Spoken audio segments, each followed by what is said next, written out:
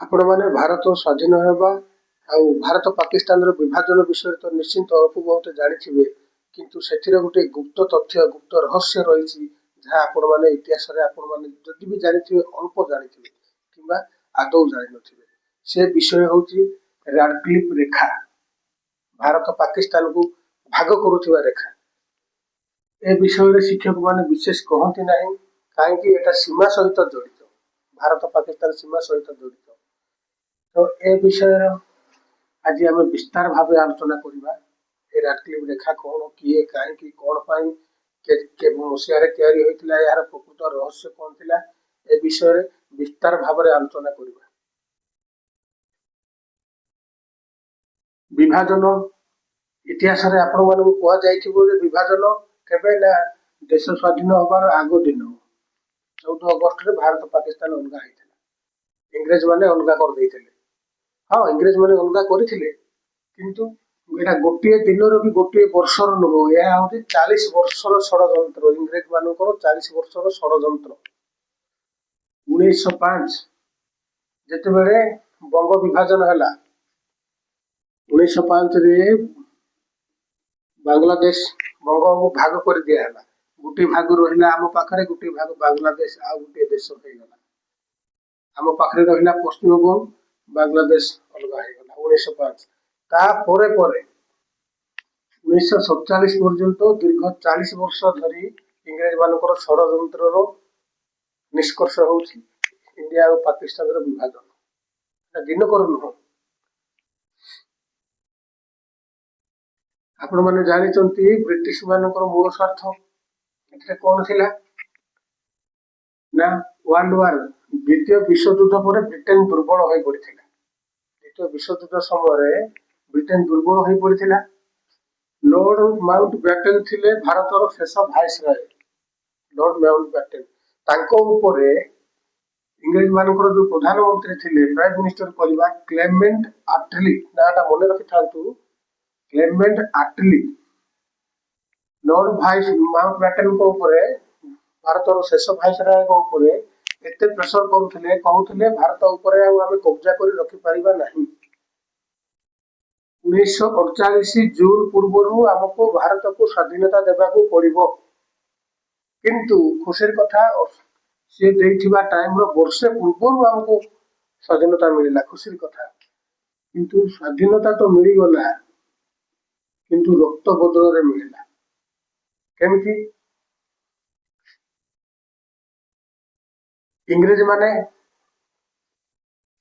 Lord mount by ten गोटे नीति चलैले नीति चलैले कौन ना भारत को जब आम कमजोर करदेवा भाग करदेवा तो भारत भाग हो गले इंडिया पाकिस्तान दुईटी हो भारत दुर्बल हो पाकिस्तान दुर्बल हो गोटे देश अच्छी दुईटी देश हो भाग हो गला दुर्बल हो गले भारत को तो स्वाधीनता देदेवा पाकिस्तान को स्वाधीनता देवा किंतु पाकिस्तान किसी साहाय्य करवा पाकिस्तान सहित बंधुतार हाथ बढ़ेवा जहा द्वारा पाकिस्तान द्वारा मध्य एशिया को कब्जा में नियंत्रण कर मध्य एशिया को कहीं मध्य एशिया रे बहुत खनिज तैल बहुत किसी अच्छी जहा द्वारा संपूर्ण एशिया को अर्थात पुणी थे भारत को निजर नियंत्रण को आनी निजर नियंत्रण को आनी यहाँ हूँ इंग्रेज मानकर चाल कार चाल ना लॉर्ड माउंट बैटेन शेष भाइसरय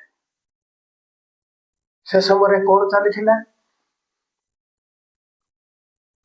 लॉर्ड माउंट बैटेन प्लान जिते कले भारत पाकिस्तान को भाग करने से इंग्रेज मानकर जड़े वकिल को डकाला स्वाधीन वकिल इंग्रेज मानकर ना थिला सर सिरिल रैडक्लिफ नाटा भी मन रखु सर सिरिल रैडक्लिफ डकाला से पूर्वर के भारत आसी नथिले कि भारत देखी नथिले कि भारतर आईन सहित से जनाशुना ना डकाला कहीं भारत पाकिस्तान भाग करने सीमा तैयारी करने डकाला सर सिरिल रैडक्लिफ ना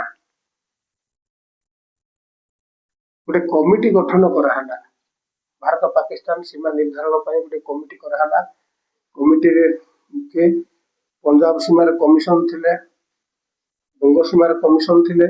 ଏହାର ଅଧ୍ୟକ୍ଷ ବା ଚେୟାରମ୍ୟାନ କିଏ ଥିଲେ, ସେ କମିଟିର ସଭାପତି କିଏ ଥିଲେ ନା ରାଡକ୍ଲିଫ୍।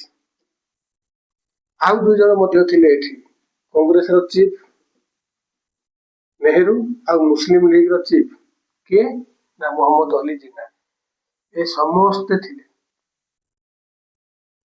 ଆମେ ଯୋଉ କହୁଛୁ ଇଂରେଜ ମାନେ ଭାଗ କରିଦେଲେ, ଦେଶକୁ 2 ଭାଗ କରିଦେଲେ, କିନ୍ତୁ ପ୍ରକୃତରେ ଏଇମାନେ ମଧ୍ୟ ଥିଲେ। ନିଜ ନିଜର ଲୋଭ ଲାଳସା ପାଇଁ ହିଁ ଏମାନେ ଦେଶକୁ ଭାଗ କରିଛନ୍ତି। କେବଳ ସମ୍ପୂର୍ଣ୍ଣ ଇଂରେଜ ମାନଙ୍କୁ ଦୋଷ ଦେବାଟା ହଉଛି ଆମର ଭୁଲ। କାହିଁକି ନା ଆମେ ଇତିହାସକୁ ଭଲ ଭାବରେ ପଢୁନା, ଭଲ ଭାବରେ ଜାଣୁନୁ। ତ ସେ କମିଟିରେ କିଏ କିଏ ଥିଲେ ନା ପଞ୍ଜାବ ସୀମାର କମିଶନ ଥିଲେ, ବଙ୍ଗସୀମା କମିଶନ ଥିଲେ, ଅଧ୍ୟକ୍ଷ ଥିଲା ରାଡକ୍ଲିଫ୍। ଆଉ 2 ଜଣ ମଧ୍ୟ ଥିଲେ ନା କଂଗ୍ରେସର ମୁଖ୍ୟ ଆଉ ମୁସଲିମ ଲିଗର ମୁଖ୍ୟ ଥିଲେ 2 ଜଣ। ଏମାନଙ୍କୁ ନେଇକି ଗୋଟେ କମିଟି କରାହେଲା। କମିଟି କରାହେଲା କୋଉଠି ନା ସ୍ଥାନ ହଉଛି କୋଉଠି ନା ଭାଇସ ରାୟ ହାଉସ, ନୂଆଦିଲ୍ଲୀ। ଲର୍ଡ ମାଉଣ୍ଟ ବ୍ୟାଟେନଙ୍କର ଘର, ସେଇ ଘରେ କମିଟି ହେଲା। ସମୟ କେତେ ନା 8 ଜୁଲାଇ 1947 ଠାରୁ 13 ଅଗଷ୍ଟ 1947, 4 ରୁ 5 ସପ୍ତାହ ଭିତରେ, ମାନେ ଧରି ନିଅନ୍ତୁ ଗୋଟେ ମାସ ଭିତରେ ଭାରତ ଆଉ ପାକିସ୍ତାନର ସୀମାକୁ ତିଆରି କରିବା ପାଇଁ ଲର୍ଡ ମାଉଣ୍ଟ ବ୍ୟାଟେନ ଗୋଟେ ଚକ୍ରାନ୍ତ ଚଳେଇଲେ। ଜଣେ ଇଂରେଜ ଓକିଲକୁ ଡାକିକି ମ୍ୟାପ ତିଆରି କରିବା ପାଇଁ କହିଲେ। ସେଥିରେ ଭାରତର ଲୋକ ମଧ୍ୟ ସାମିଲ ଥିଲେ। ମ୍ୟାପ ତିଆରି କରିବା ପାଇଁ କଣ ନା ଲୋକମାନଙ୍କୁ ପଚରା ହେଲା ନାହିଁ ଯେ ଆପଣ ମାନେ ଭାରତରେ ରହିବେ ନା ପାକିସ୍ତାନ ଅଲଗା ହେବାକୁ ଯାଉଛି, ପାକିସ୍ତାନରେ ରହିବେ, ସେ ସବୁ ପଚରା ହେଲା ନାହିଁ। ଗାଁ ସ୍ଥାନ କିଛି ଦେଖା ହେଲା ନାହିଁ। କାହାକୁ ଧରିକି ତିଆରି ହେଲା ନା 1941ରେ ହୋଇଥିଲା ଜନଗଣନା। ଇଂରେଜ ମାନେ ଜନଗଣନା କରିଥିଲେ। ସେ ଜନଗଣନା ଆଉ ଇଂରେଜ ମାନେ ବନେଇଥିବା ପୁରୁଣା ମ୍ୟାପ, ଯୋଉଥିରେ ନାଳ, କେନାଲ, ରେଳପଥ ଏଗୁଡିକ ଥିଲା। ଇଂରେଜ ମାନେ ରେଳପଥ ବି ତିଆରି କରିଥିଲେ। ଏ ଆଧାରକୁ ଧରିକି ଭାରତ ପାକିସ୍ତାନର ମ୍ୟାପ ତିଆରି ହେଲା। ମ୍ୟାପ ହେଲା ମାନଚିତ୍ର। ଏଥିରେ ଆଉ ଗୋଟେ ପ୍ରଶ୍ନ ଉଠିବ ଯେ କଂଗ୍ରେସ ଆଉ ମୁସଲିମ ଲିଗ ଏଟା ଆମ ଭାରତରେ ଥିଲା, କାହିଁକି ସ୍ୱାଧୀନ ହେବା ପୂର୍ବରୁ ପାକିସ୍ତାନ ନଥିଲା, ସେ ଭାରତର ଅଂଶ ଥିଲା ନା। ତ କଂଗ୍ରେସର ଲୋକମାନେ ଚାହୁଁଥିଲେ ସେମାନେ ସତ୍ତାକୁ ନିଜ ଅକ୍ତିଆରରେ ରଖିବେ, ସିଏ ମନ୍ତ୍ରୀ ହେବେ, ସିଏ ଶାସନ କରିବେ। ମୁସଲିମ ଲିଗ ମଧ୍ୟ ସେଇଆ କହୁଥିଲେ। ମହମ୍ମଦ ଅଲି ଜିନ୍ନା ଯୋଉ ସେ ମହାପୁରୁଷ ଜଣକ କହୁଥିଲେ ଯେ ପ୍ରଧାନମନ୍ତ୍ରୀ ମୁଁ ହେବି। ନେହେରୁ କହୁଥିଲେ ପ୍ରଧାନମନ୍ତ୍ରୀ ମୁଁ ହେବି। ମହମ୍ମଦ ଅଲି ଜିନ୍ନା ଯଦି କହୁଥିଲେ ପ୍ରଧାନମନ୍ତ୍ରୀ ମୁଁ ହେବି, ଯଦି ମତେ ପ୍ରଧାନମନ୍ତ୍ରୀ ନ କରାଯାଏ ତାହେଲେ ଆମକୁ ପାକିସ୍ତାନ ସ୍ୱତନ୍ତ୍ର ଅଲଗା ଦେଶ ଦରକାର। ଏମାନଙ୍କର ଫାଇଦା ଉଠେଇଥିଲେ କିଏ ନା ଲର୍ଡ ମାଉଣ୍ଟ ବ୍ୟାଟେନ। ଆଉ ଗୋଟେ ଦୁଃଖର କଥା ଭାଇମାନେ, 1947 ଅଗଷ୍ଟ 15 ତାରିଖରେ ତ ଦେଶ ସ୍ୱାଧୀନ ହେଇଗଲା। ଲୋକମାନେ ତ ଜାଣିଲେ ଦେଶ ସ୍ୱାଧୀନ ହେଲା, ସ୍ୱାଧୀନ ମିଳିଲା, ଇଂରେଜ ମାନେ ପଳେଇଲେ। କିନ୍ତୁ ଲୋକମାନେ କନଫ୍ୟୁଜରେ, ସନ୍ଦେହରେ ରହିଲେ ଯେ ଆମେ ଭାରତରେ ଅଛୁ ନା ପାକିସ୍ତାନରେ ଅଛୁ। ଏ ସୀମା ବିବାଦକୁ ନେଇକି ଯୁଦ୍ଧ ହୋଇଥିଲେ, ଲଢେଇ ହେଇଥିଲେ, ଗୃହ ଯୁଦ୍ଧ ହୋଇଥିଲେ। ପାଖାପାଖି 1.5 କୋଟି ଲୋକ ମୃତ୍ୟୁବରଣ କରିଥିଲେ। ଭାବନ୍ତୁ, ସ୍ୱାଧୀନତା ଆମକୁ ସହଜରେ ମିଳିନି। ସ୍ୱାଧୀନତା ତ ମିଳିଗଲା, କିନ୍ତୁ ଭାରତ ଆଉ ପାକିସ୍ତାନ ସୀମାକୁ ନେଇକି ଯୁଦ୍ଧ ହୋଇଥିଲା, ଗୃହ ଯୁଦ୍ଧ ଭିତରେ ପାଖାପାଖି 1.5 ରାଡକ୍ଲିଫ୍ ରେଖା ତିଆରି କରିବାରେ, ମାନଚିତ୍ର ତିଆରି କରିବାରେ କିଏ କିଏ ଥିଲେ, କେଉଁ କମିଟି ଥିଲା, କେତେ ମସିହାରେ ହେଇଥିଲା, ଏହା ତ ଆପଣ ମାନେ ଜାଣିଲେ। କିନ୍ତୁ ଆହୁରି କିଛି ଜାଣିବାର ଅଛି। ସେ ବିଷୟ ହଉଛି ରାଡକ୍ଲିଫ୍ ରେଖାର ଘୋଷଣା କେବେ କରାହେଇଥିଲା ନା 17 ଅଗଷ୍ଟ 1947, ଦେଶ ସ୍ୱାଧୀନ ହବାର 2 ଦିନ ପରେ ଘୋଷଣା କରାହେଇଥିଲା। କାହିଁକି ଘୋଷଣା କରାହେଇଥିଲା ନା ଯଦି 19 ଅଗଷ୍ଟ 15 ତାରିଖରେ ହିଁ ଘୋଷଣା କରିଦିଆ ହେଇଥାନ୍ତା ଭାରତ ଏପଟେ, ପାକିସ୍ତାନର ଏପଟେ ସୀମା ଏତିକି, ତାହେଲେ ଦଙ୍ଗା ଭୟ ଥିଲା। ଦଙ୍ଗା ବହୁତ, ଯାହା ତ 1.5 କୋଟି ଲୋକ ମରିଥିଲେ, ମୃତ୍ୟୁବରଣ କରିଥିଲେ, ପରସ୍ପର ଜାତି ଧର୍ମକୁ ନେଇକି ଇଂରେଜ ମାନଙ୍କ ଚାଲରେ ପଡିକି ମରି ଯାଇଥିଲେ। ଆହୁରି ମଧ୍ୟ ମରି ଯାଇଥାନ୍ତେ, ଆହୁରି ଲକ୍ଷ ଲକ୍ଷ ଲୋକ ମୃତ୍ୟୁବରଣ କରି ଯାଇଥାନ୍ତେ। କିନ୍ତୁ ଏହାକୁ ଲୁଚେଇକି ରଖିଲେ ରାଡକ୍ଲିଫ୍ ରେଖା ବା ସୀମାକୁ ଲୁଚେଇକି ରଖିଲେ ଏବଂ କହିଲେ ଯାହାର ଇଚ୍ଛା ଯିଏ ଯୋଉଠିକି ରହିପାରିବେ। ତ କିଛି ଲୋକ ଭାରତର ପାକିସ୍ତାନ ଅଞ୍ଚଳକୁ ପଳେଇଲେ, ପାକିସ୍ତାନର କିଛି ଲୋକ ଭାରତକୁ ମଧ୍ୟ ପଳେଇ ଆସିଲେ। ଆଉ ଗୋଟେ ଦୁଃଖର କଥା, ସେ ଦଙ୍ଗା ସମୟରେ ଯୋଉ ଟ୍ରେନ ଆସୁଥିଲା, ସେ ଟ୍ରେନରେ ମଣିଷ ଆସୁନଥିଲେ ଭାଇ, କେବଳ ଶବ ଆସିଥିଲା। ଏଟା ଗୋଟେ ବହୁତ ଦୁଃଖର କଥା ରାଡକ୍ଲିଫ୍ ରେଖା। ଆଉ ଗୋଟେ ପ୍ରସଙ୍ଗ ଏଠି ଉଠୁଛି, ରାଡକ୍ଲିଫ୍ ଟଙ୍କା ନେଇଥିଲେ କି এই ମାନଚିତ୍ର ତିଆରି କରିବା ପାଇଁ? ରାଡକ୍ଲିଫ୍ ଟଙ୍କା ନେଇଥିଲେ କି? ନା, ରାଡକ୍ଲିଫ୍ ମାନଚିତ୍ର ତ ତିଆରି ଦେଲେ, କିନ୍ତୁ କହିଲେ ରକ୍ତର ମୂଲ୍ୟ ମୁଁ ନେବି ନାହିଁ। ସେ ଭଲ ଭାବରେ ଜାଣିଥିଲେ ଯେ ଏଥିପାଇଁ ରକ୍ତପାତ ହେବ।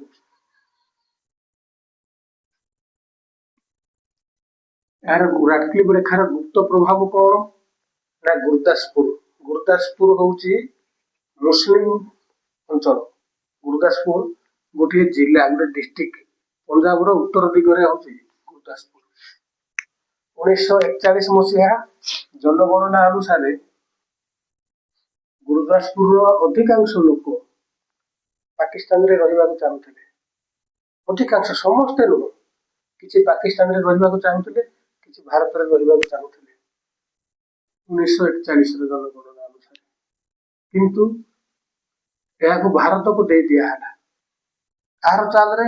ନା ମାଉଣ୍ଟ ବ୍ୟାଟେନଙ୍କ ଚାଲରେ। ମାଉଣ୍ଟ ବ୍ୟାଟେନ ନେହେରୁଙ୍କୁ କହିଲେ ଯେ କାଶ୍ମୀର ତମର, ଗୁରଦାସପୁର ତମର। କିନ୍ତୁ ଲୋକମାନେ ଯୋଉ ଚାହୁଁଥିଲେ, ଗୁରଦାସପୁର ବାସିନ୍ଦା ଚାହୁଁଥିଲେ ପାକିସ୍ତାନରେ ରହିବା ପାଇଁ, ଶେଷ ମୁହୂର୍ତ୍ତରେ ମାଉଣ୍ଟ ବ୍ୟାଟେନ କଣ କଲେ? କାଶ୍ମୀର ଦେଇଦେଲେ ପାକିସ୍ତାନକୁ, ଗୁରଦାସପୁର ଦେଇଦେଲେ ଭାରତକୁ। 1947-48ରେ ଯୋଉ ଯୁଦ୍ଧ ହେଇଥିଲା, ଭାରତ କାଶ୍ମୀର ନେଇକି, କାଶ୍ମୀର ଉପରେ ବିବାଦକୁ ନେଇକି ଯୁଦ୍ଧ ହେଇଥିଲା, ତାର ମୁଖ୍ୟ ବିଷୟ ଥିଲା ଗୁରଦାସପୁର ଜିଲ୍ଲା। ଗୁରଦାସପୁର ଜିଲ୍ଲା। କିନ୍ତୁ ଏଇଟା ଗୋଟେ ଭଲ କଥା କରିବା, ଯଦି ଗୁରଦାସପୁର ଜିଲ୍ଲା ପାକିସ୍ତାନକୁ ପଳେଇଥାନ୍ତା, କାଶ୍ମୀର ସହିତ ଆମର ସଂଯୋଗ କଟି ଯାଇଥାନ୍ତା। କାଶ୍ମୀର କାହିଁକି? ଗୁରଦାସପୁର ଏମିତି ମାତ୍ର ଗୋଟେ ଭଲ, ଏକମାତ୍ର ପଥ ଯାହାକୁ କହିବା, ଯାହା ଦ୍ୱାରା ଭାରତୀୟଙ୍କୁ କାଶ୍ମୀର ଯିବାକୁ ସୁବିଧା ହୁଏ, ସହଜ ହୁଏ। କାହିଁକି? ଏଠି ପଠାନକୋଟ ରେଳ ଓ ସଡ଼କ ଜଙ୍କ୍ସନ ମୁଖ୍ୟତଃ ଏଇଟା ଭାରତକୁ ମିଳିଲା। ଜାମ୍ମୁ କାଶ୍ମୀର ସହିତ ଭାରତର ସିଧା ସଂଯୋଗ ହେଲା। ମାନେ ଭାବନ୍ତୁ, ଇଂରେଜ ମାନେ କେତେ ଚାଲ ନ କରିଥିଲେ, କେତେ ଚତୁର ନଥିଲେ।